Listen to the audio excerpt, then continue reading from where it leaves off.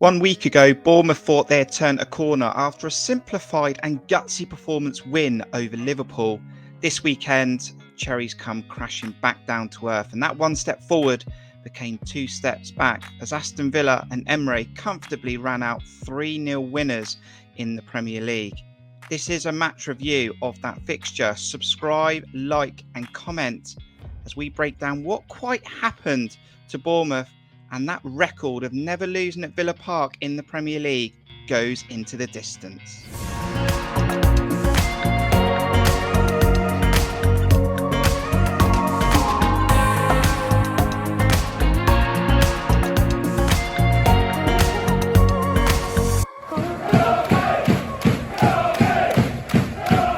Hello, thank you for checking in with this video, and this is your match review. Now, if you're a Villa fan, do let me know your thoughts in the comments. I'm sure you're very happy, and maybe you're thinking about Europe if you continue to play and get results like that. For Bournemouth, I wasn't able to go to this fixture, annoyingly. It's one of my favourite away days, but when I saw the score, when I saw full time, maybe I was one of the lucky ones, but I still feel a little bit crap when I see those fans that have travelled all that way and you don't have a lot to cheer about. But we're going to have a look at those lineups. We're going to try and break this fixture down. I've seen the highlights, I've got the numbers, I've got the feedback. I've also seen what a lot of you have had to say on social media. Lineups, Villa, very, very good team. It's a lineup I was sort of expecting to see. They've got some good players in their side. Ollie Watkins, top goal scorer. Jacob Ramsey, someone I talked highly about at the start of the season. Buendia's a player we know about from his Norwich days. Douglas Luiz, top assist maker. And we know that Tyrone Mings has probably also wanted to have a say in this fixture, being a previous AFC Bournemouth player. For Bournemouth, it was an unchanged lineup, which I wasn't surprised to see. Traore came in on the bench, which we thought was going to happen because he was seen in training. And a few question marks I did have around the lineup is how we would sort of approach this fixture, because we needed to build on the positives from last week, but those games against Liverpool, Arsenal, Man City, they're not going to that we're not expected to do much in them. So it's all about being really clinical in the counter. These fixtures that are coming in the last 12, your Aston Villas, your Fulhams, those are games where we're going to be asked to be more on the ball a little bit and actually be a little bit more proactive and see what we can do. And can we break the lines down and can we really hurt the opposition? Unchanged from last week, Lloyd Kelly had a brilliant performance, but my question mark to that is we know he's not going to bomb on. And what type of performance would he have on the road at Villa Park? Because you've got Vina on the bench, Jay-Z again omitted, probably due to that contract issue that he's continuing to have.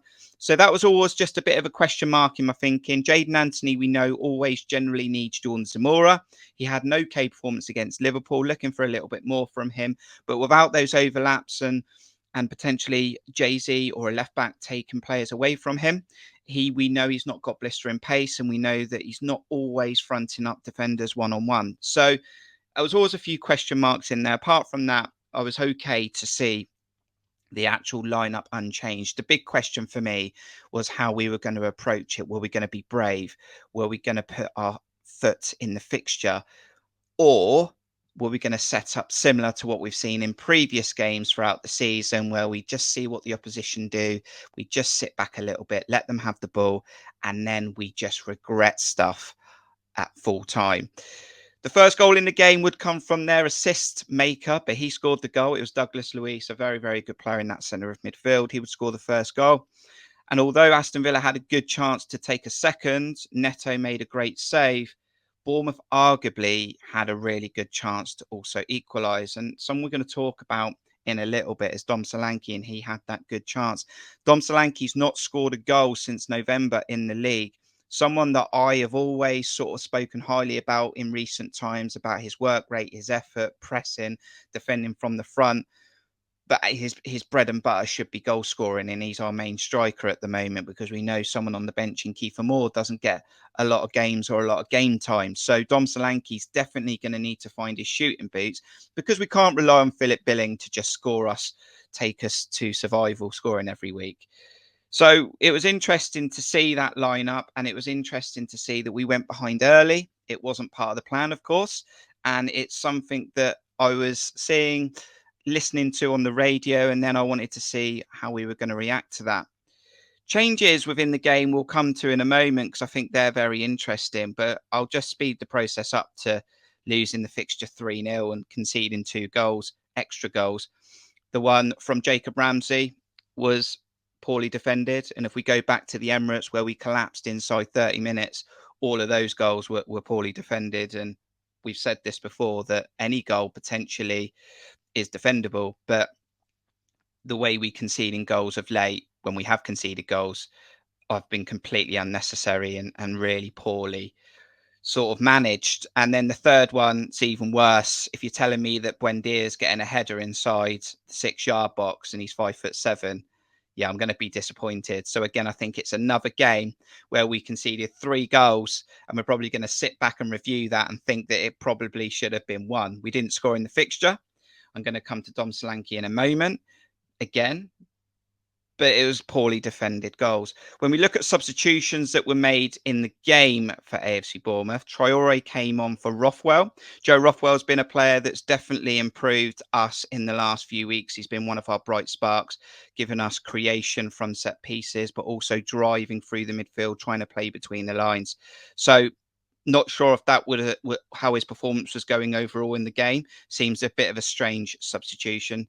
Anthony Semenyo seems pretty straightforward. I haven't really got an issue with that substitution at all.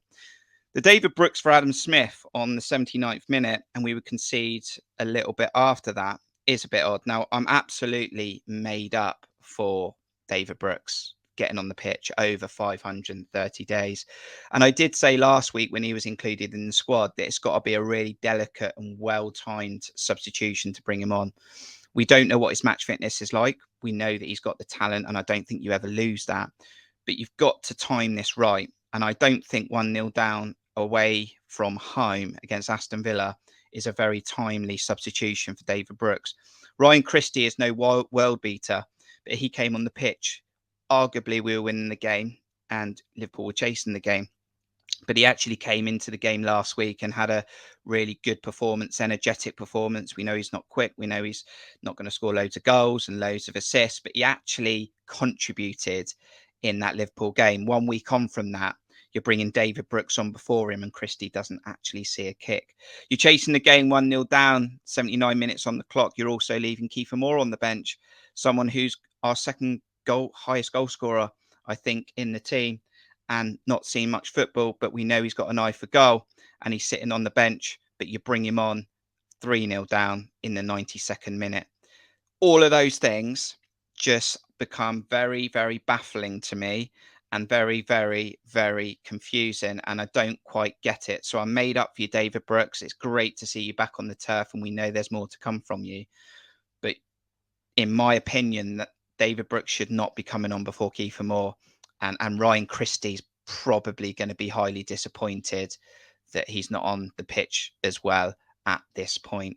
So it was 3-0.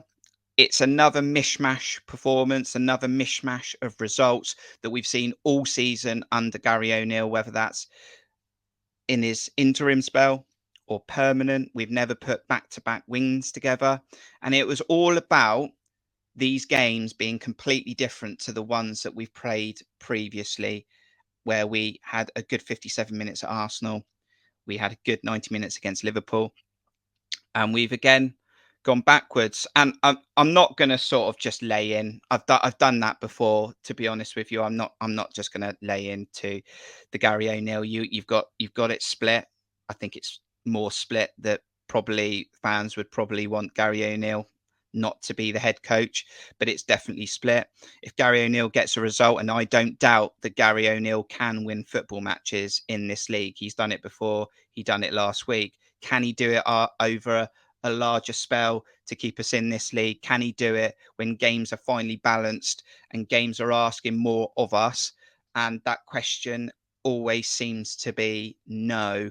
And when you've got these mishmash of decisions, confusing substitutions, confusing tactics, and then confusing post-match analysis, it just doesn't move my movement. You know, I'm unmoved from where I was from day one, is that we could still stay up, and I still believe we could stay up. We've got to, again, understand that performances like this against Aston Villa are not going to keep us up, but we know we need to be in football matches. We need to be getting points, whether that's draws or wins. 3-0 results are not going to do anything for us. But even if we stay up, I still think I want a different management. I still want a different head coach going into next season. I've always thought that. I've never hid away from it.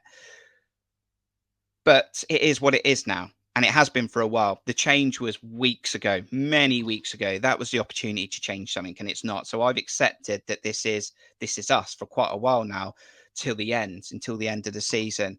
And some of you might have as well. And I don't think that we can just keep banging our heads against the wall regarding that. We've just got to see it through. And I just keep hoping that the penny drops, or we stop seeing these inconsistencies, because that's where it really infuriates me, because I think we could have given Aston Villa a game, and we probably did give them an okay game for 79 minutes, but conceding cheap goals, not doing enough in front of goal. And when you look at Dom Solanke, this is a guy that scored 29, 30 goals in the Championship and was doing something completely different to what he was doing before. And that was actually hitting the target, taking these snapshots, really confident. And that chance in this fixture at 1-0 down is a very, very good chance. And when Dom Solanke looks back on this, he should be hitting it with his right foot. I have no idea why he takes the extra touch. But Dom Solanke of 12 months ago doesn't take the extra touch. He hits that. And it goes in. Now, maybe all those things I've been raving about Dom Solanke, about his work rate, is taken away from what we actually need him to do. And we don't need potentially Dom Solanke to do as much as he does, because we've got a very good squad now. So again, that's over to Gary ONeill and the management team to look at that and try and get Dom Solanke back in confidence, hitting the target and actually wanting that goal that he needs to give him a lift, because we need Dom Solanke scoring. If we're going to stay up, we need Dom Solanke scoring, we need Utara scoring, we need Traore scoring, Billing will score goals. We need goals from everywhere, because 3-0 results like this is not going to end pretty, and it's only going to end one way. I think that's all I've got to say on this fixture. It's now an international break. The other fixtures across the Premier League this weekend are a bit mix and match. We know that Nottingham Forest lost on Friday night, which was a great result for us. Forest have always been in this relegation battle. Southampton got a 3-3. You know, they were 3-1 down, and they found a way to come back and draw against a team that we threw a 2-0 lead away against. Brentford drew with Leicester 1-1. So again, Leicester picking up points. Leeds beat Wolves 4-2, so they come out of it. Everton got a 2-2 at Stamford Bridge, a place that we couldn't even score at and lost 2-0 at. So these teams are going to these places that we've struggled at and win. These teams are getting results against teams that we've drop results against, and swings and roundabouts. But we really need to stop doing this. It's going round in circles. It's not great. And we just need to simplify the process. Just not overthink it. I just think once we start trying to complicate what we're trying to achieve, and we start to think, oh, well, they got good players and he's good and he can score those goals. Yeah, we're good, right? We're a good football team. Believe in ourselves. Give the freedom where the freedom can go. Allow our defenders to be strong at the back, because too many errors and not scoring goals is going to end in one thing. Do subscribe to the channel. Thanks for checking out this video. Do hit the like button. International break now. We'll be back with more content during international break and your standard preview for the next fixture. Get your thoughts in the comments. Interested to hear it. But it was Aston Villa 3. Bournemouth 0, and let's hope we get some more players back fit after the international break, and some of our international players don't get injured. Take care of yourself. See you on the next one. Up, Cherries.